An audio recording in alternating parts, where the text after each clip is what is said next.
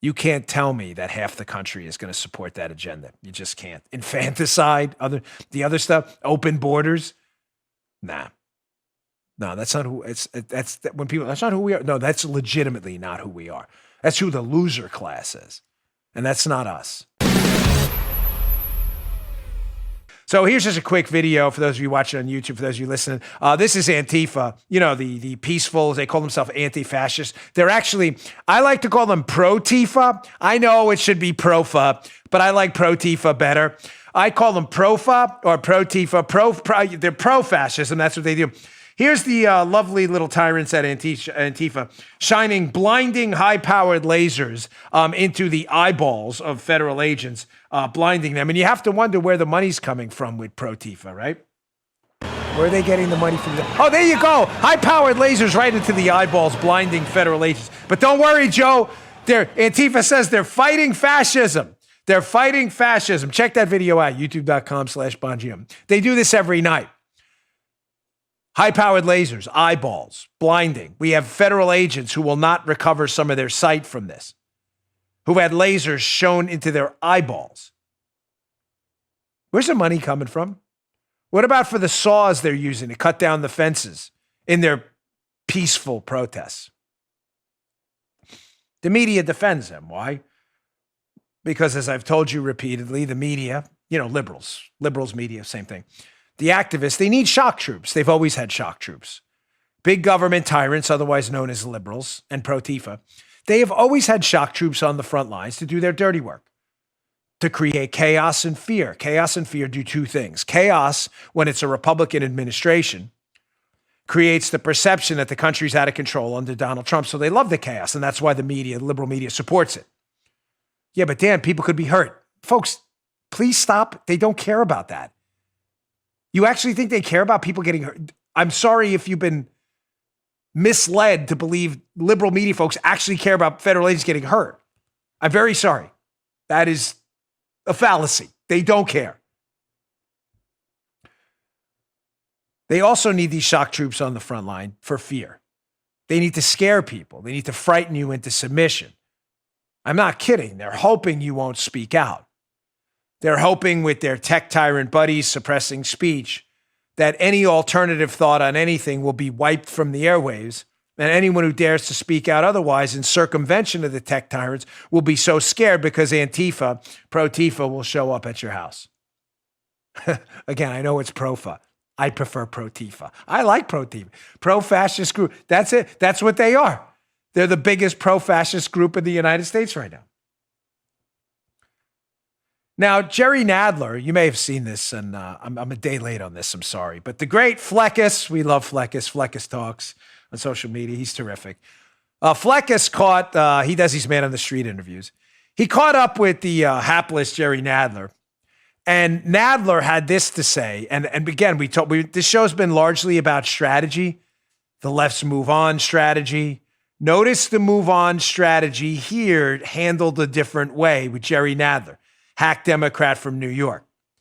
Nadler's asked about the violence we've all seen, the laser videos I've shown, the saws, the beatings on police officers and stuff. And here's Nadler's response. Again, taking the move on approach. Check this out. It is true. There's violence across the whole country. Do you disavow the violence from Antifa that's happening in Portland right now? There's riots. That's a myth that's being spread only in Washington, D.C. About Antifa in Portland? Yes. Sir, there's videos everywhere online. There's fires and riots. They're throwing fireworks at federal officers. DHS is there. Look online. It gets crazy, Mr. Nadler.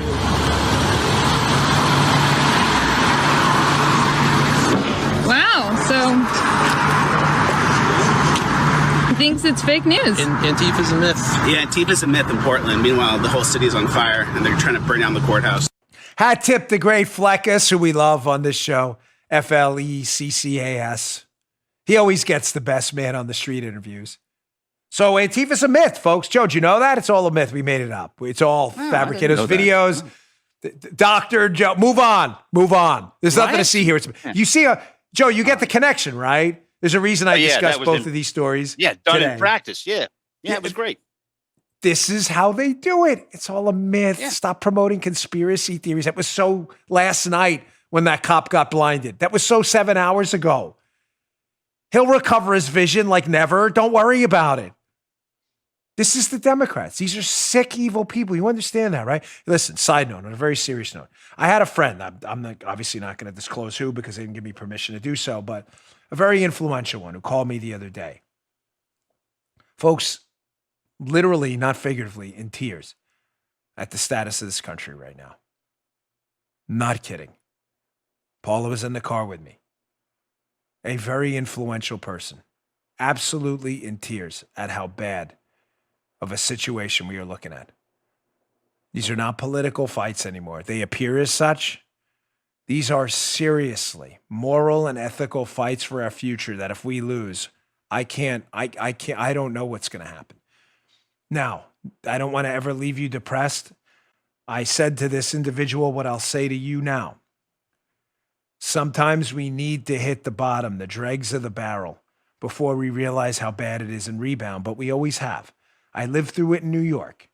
I've seen it where the city, it took a while. I'm not going to lie to you. It may not turn around overnight, but it always does. I watched the city descend into total madness. Crime everywhere. You were not safe in even the good neighborhoods. And eventually people got tired of it, elected Rudy Giuliani, and the city turned around. I am convinced that's going to happen here. Call me an optimist, whatever. Say I'm out of touch. I don't care. I just don't believe I don't believe it. I believe this country's really been blessed by God, and that maybe sometimes we just need a bad wake-up call. How long that wake-up call is going to last, I don't know. How many are going to have to die? I don't know.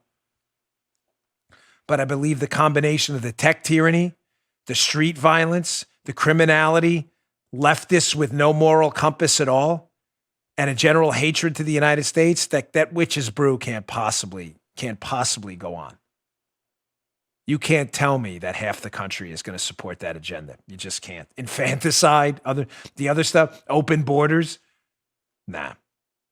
No, that's not who that's not who we are. No, that's legitimately not who we are. That's who the loser class is. And that's not us. You just heard Dan Bongino.